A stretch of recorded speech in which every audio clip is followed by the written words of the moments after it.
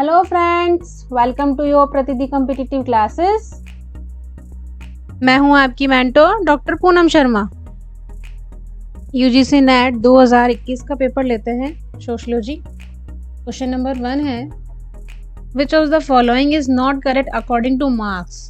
ठीक है, not correct, ऐसा कौन सी चीज़ है जो करेक्ट नहीं है मार्क्स के अकॉर्डिंग। नीचे ऑप्शंस दिए हुए हैं। पहला है political anomie, concern to statement in hand the nature of labor by considering by direct relationship between the worker and production। ये कह रहा है राजनीतिक आर्थिक श्रमिक की आदत में अंतर्निहित अलगाव को कामगार व उत्पादन के प्रत्यक्ष संबंध को मानते हुए अप्रकट करती है। दूसरा ऑप्शन है the direct relationship of labour is product and the relationship of the worker is object in his production. श्रमिक को उसके उत्पाद में प्रत्यक्ष संबंध, कामगार उसके उत्पादन वस्तु से संबंधित है। थर्ड आपका option labour is stream to worker, श्रम कामगार से बाहर होता है। और fourth action life activity and productivity, life for labour is to maintain a luxurious life.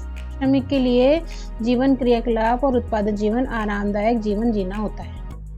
देखिए, एक तो इसकी जो लैंग्वेज है वो काफ़ी टफ है, हिंदी और इंग्लिश बहुत, ठीक है। पर आपको इसमें समझने वाली जो बात है वो क्या है, पहला जो आपका ऑप्शंस है वो ये कह रहा है कि आपकी पॉलिटिकल इकोनॉमी, जो आपके राजनीतिक आर्थिक जो श्रमिक की आदत होती है पैसे इकट्ठे करने की, वो उत्पादन के बीच में और श्रमिक के बीच में प्रत्यक्ष संबंध होता है।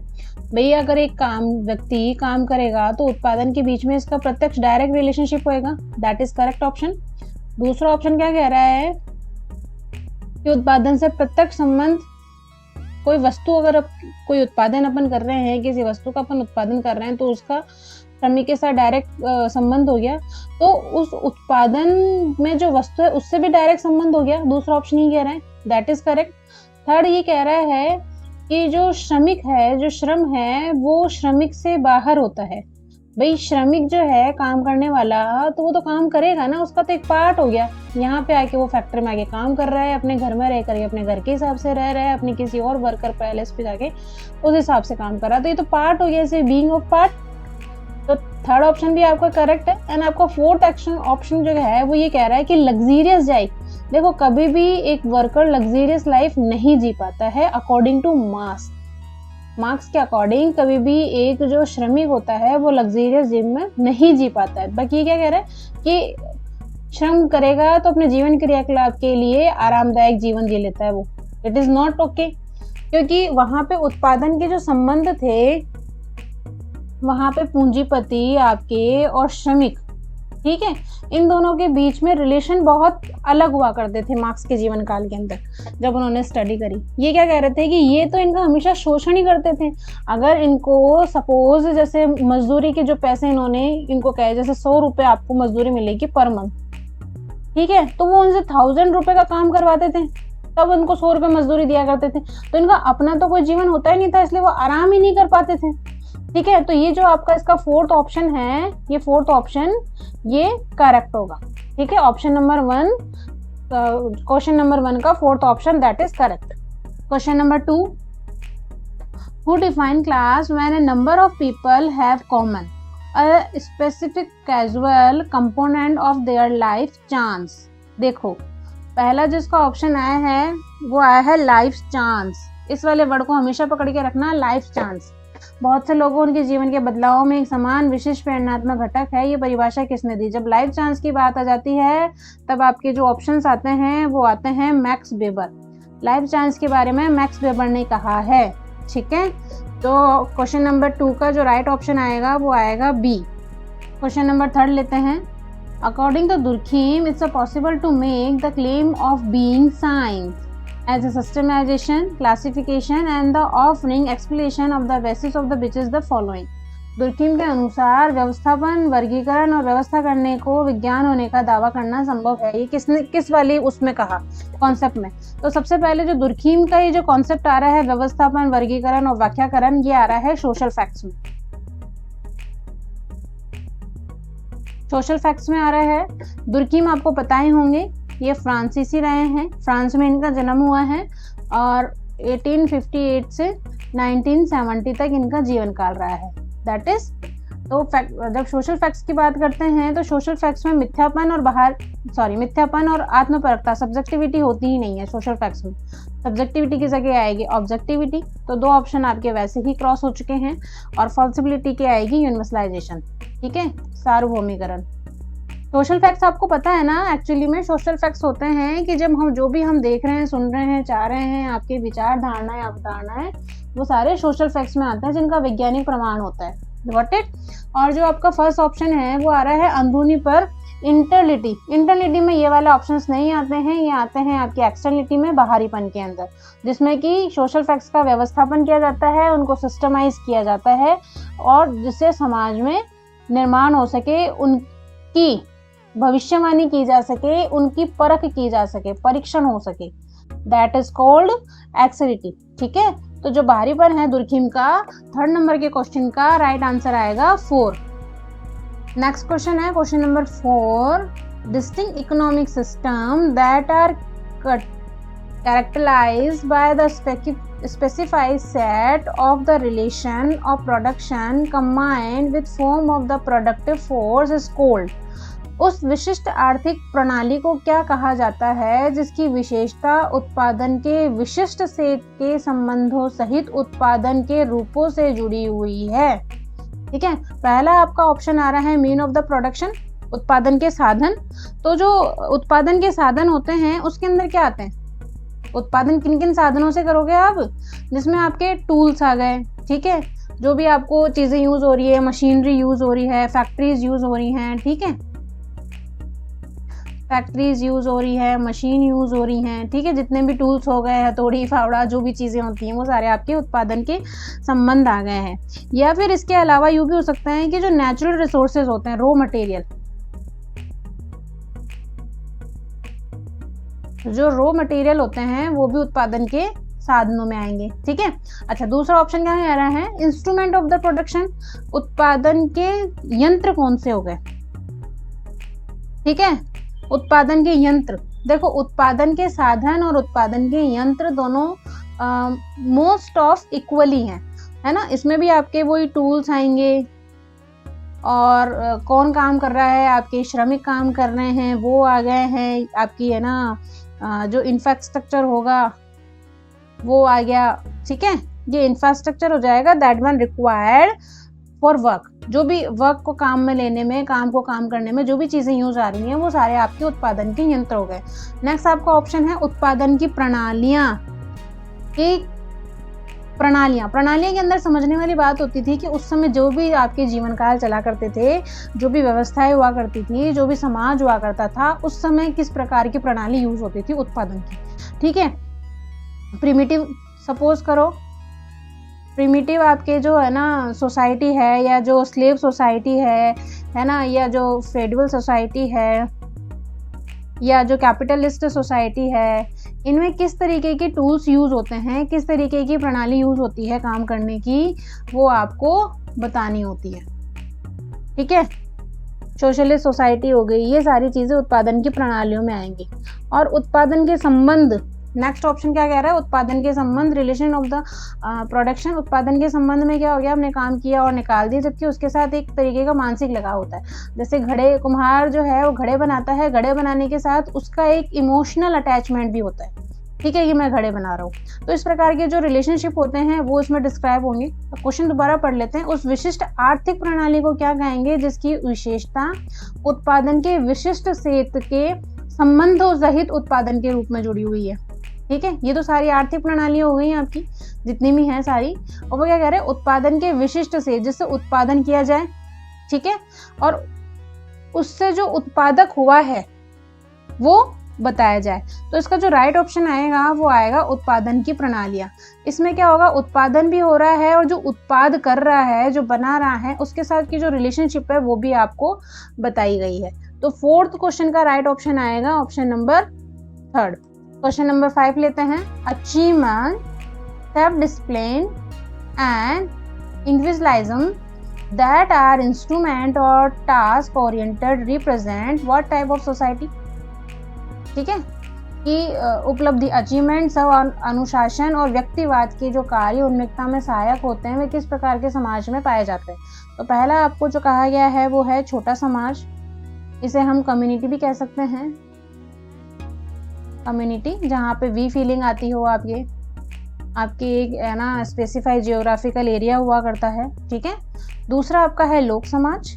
लोक समाज में क्या होगा, जहाँ पे रिचुअल्स का फॉलो किया जाता है, जहाँ पे कस्टम्स होती हैं, ठीक है, आपकी परंपराएं होती हैं, ये सारी चीजें।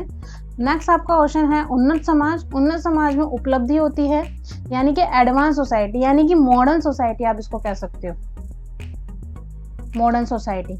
मॉडर्न सोसाइटी में स्पेशलाइजेशन का जोर है, ठीक है, स्पेशलाइजेशन का जोर है जिसमें उपलब्धि होती है, सेल्फ अनुशासन होता है, आपको सेल्फ डिसिप्लिन रहना होता है खुद को।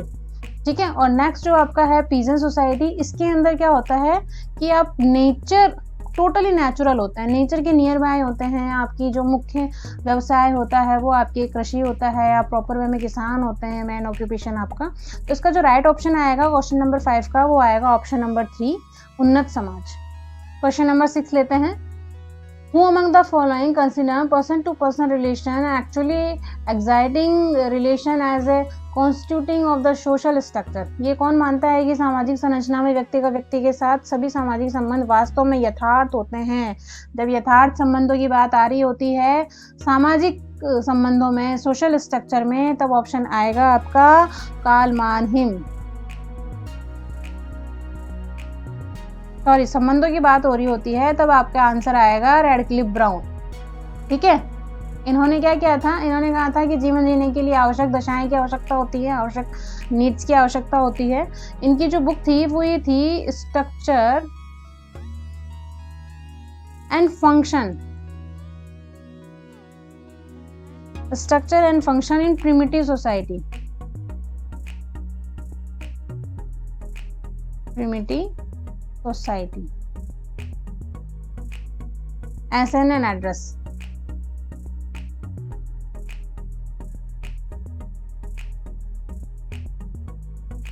ठीक है, सामाजिक संरचना के अंदर जो व्यक्ति का व्यक्ति के संबंध होता है, डायरेक्ट रिलेशनशिप होती है और जो बिल्कुल ट्रू रिलेशनशिप होती है वो रैडक्लिफ ब्राउन ने कही थी। और इस 6 नंबर के क्वेश्चन का राइट ऑप्शन आएगा ऑप्शन नंबर बी।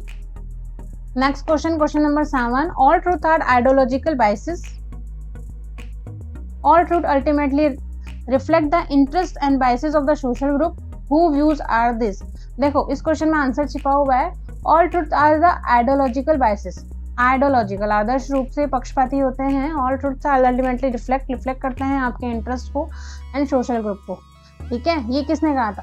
तो जब भी आइडियोलॉजी की बात आए और ऑप्शंस में जब कार्ल मानहिम हो तब आप ध्यान रखना कि ये वाला सिद्धांत मानहिम ने ही दिया है, क्योंकि इनकी बुक का नाम क्या था, द आइडियोलॉजी एंड यूटोपिया। ठीक है, इस वाली बुक के अंदर इन्होंने ये वाले कॉन्सेप्ट को रखा था, an introduction to sociology of knowledge. ठीक है, क्वेश्चन नंबर 7 का राइट ऑप्शन आएगा option number B. Question number 8, which term is used to refer the characteristics of the properties of the study object? अध्ययन की गई वस्तु की विशेषता और गुणधर्मों को संदर्भित करने के लिए किस टर्म का यूज किया गया है? ठीक है, which term is used to refer? पहला आपका है हाइपोथेसिस। देखो क्वेश्चन क्या कह रहा है, अध्ययन की गई यानी स्टडी कर चुकी है उस वस्तु की विशेषता और गुण अपन को ढूंढने हैं। ठीक है, विशेषता और गुण के बारे में बात करनी है अपने को। तो पहला ऑप्शन क्या कह रहा है, हाइपोथेसिस। हाइपोथेसिस होती है किसी भी प्रोजेक्ट के बारे में, किसी भी ऑब्जेक्ट के बारे में पहले से की गई आपकी इमेज क्रिएट करना, आपकी इमेजिनाइजेशन। ठीक है, आपकी कल्पनाएं तैयार करना। दूसरा आपका ऑप्शन है शोध प्रश्न, रिसर्च क्वेश्चन। जब हम एक रिसर्च करना चाहते हैं, हमारे पास एक रिसर्च ऑब्जेक्ट होता है, उससे रिलेवेंट हम क्वेश्चन पूछते हैं ताकि हमारा कंक्लूजन निकल आए। Got it. थर्ड आपका कह रहा है इथिक। एथिक्स होता है मानवीय व्यवहार में उचित अनुचित की जब चर्चा की जाए कि क्या उचित है और क्या अनुचित है, ये आपका एथिक्स होता है। ठीक है, कि चोरी करना क्या उचित है? नहीं, उचित नहीं है, दैट इज अनुचित है, यानी ये आपको एथिक्स आपकी नीति बताती है। एंड फोर्थ ऑप्शन है आपकी अवधारणाएं, कॉन्सेप्ट। इसमें क्या है, something conceive in the mind through a nation, यानी कि ऐसा कुछ आपके है जो कंसीव किए जाए। ठीक है, जो कंसीव किए जाएं आपके विचारों के द्वारा, आपके आइडियल के द्वारा, आपके थॉट्स के द्वारा, आपके माइंड में, ये सारी चीज़ें आपको अवधारणाएं बताती हैं। ठीक है, अब क्या कह रहे हैं, अवधारणाओं के अंदर आपके उसके, जब किसी को आइडियल आप बनाओगे, किसी के विचार में आप सोचोगे दिमाग में कि क्या सही रहेगा, क्या गलत रहेगा, क्या है क्या नहीं है, तब आप उसकी विशेषता, उसकी कैरेक्टरिस्टिक्स भी ढूंढोगे, उसकी अच्छाइयाँ भी देखोगे और उसकी बुराइयाँ भी देखोगे। तो जो 8 नंबर का क्वेश्चन आएगा वो आएगा क्वेश्चन नंबर 8 नंबर के क्वेश्चन में 4 नंबर का ऑप्शन है वो करेक्ट है। 9 नंबर का क्वेश्चन लेते हैं, the reasoning which proceed from a general truth to a particular truth is called, जो सामान्य से विशिष्ट की ओर जाता है उसे क्या कहते हैं। तो पहला आपका है इंडक्टिव रिसर्च। इंडक्टिव रीजनिंग के अंदर क्या होता है कि आपके स्पेसिफाई, स्पेशल से आपके जनरल की ओर आता है। ठीक है, यानी पहले आपके विशिष्ट होएगा, बाद में आपके जनरल होएगा, तब हम सामान्य निष्कर्ष पे पहुंचते हैं। दूसरा आपका होता है प्रेमाइसिस। प्रेमाइसिस क्या होता है, विचार या सिद्धांत जिसपे कोई लॉजिक हो, लॉजिक पे जो आधारित होता है वो प्रेमाइसिस होता है। थर्ड आपका आ रहा है ऑप्शन डिडक्टिव। डिडक्टिव में आपका जनरलाइज होता है सबसे पहले और उसके बाद स्पेशलाइजेशन होता है। ठीक है, जो कि आपके क्वेश्चन पूछा गया है कि जो सामान्य हो, जनरल हो और उसके बाद उसे सच विशिष्ट माना जाए, स्पेशल माना जाए, वो हो। तो इस क्वेश्चन का राइट ऑप्शन आएगा थर्ड। एंड फोर्थ आपका होता है भविष्यवाणी। भविष्यवाणी प्रेडिक्ट करना कि आज हम बेस लाइन पर है और उसी बेस लाइन के हिसाब से क्या निर्णय लिया जा सकता है, वो आपकी भविष्यवाणी होगी। तो 9 नंबर का जो आंसर आएगा वो आएगा डिडक्टिव मेथड। 10th नंबर का question, which book on research methodology was written by Emmanuel Durkheim that is consider on his first book. ठीक है, ये आपके फर्स्ट बुक है और इमानुएल दुर्खीम ने लिखी गई है। तो इमानुएल दुर्खीम की जो बुक है वो है the rule of the sociological method. ठीक है, ये इसका राइट ऑप्शन है। इमानुएल दुर्खीम की जो बुक है rule of the sociological method, वो उनके जीवन का प्रारंभिक रूप माना जाता है जिन्होंने अपनी स्टडी की। अच्छा, अब आपके फर्स्ट बुक के बारे में बात कर लेते हैं, मेथड इन सोशल रिसर्च। ये आपके विलियम जे गुडे ने लिखी,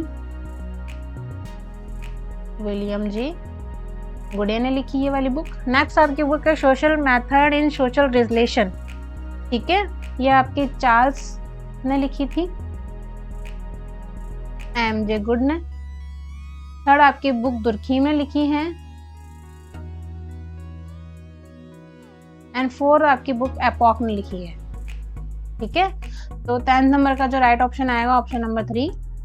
दोस्तों, अपने स्टडी को कंटिन्यू करते हुए बूस्ट अप कीजिए, सफलता आपकी ही है, डेफिनेटली आप सफल हो जाएंगे। आशा करती हूँ आपको वीडियो पसंद आया होगा। Thanks for watching video, please like और सब्सक्राइब कर दीजिएगा।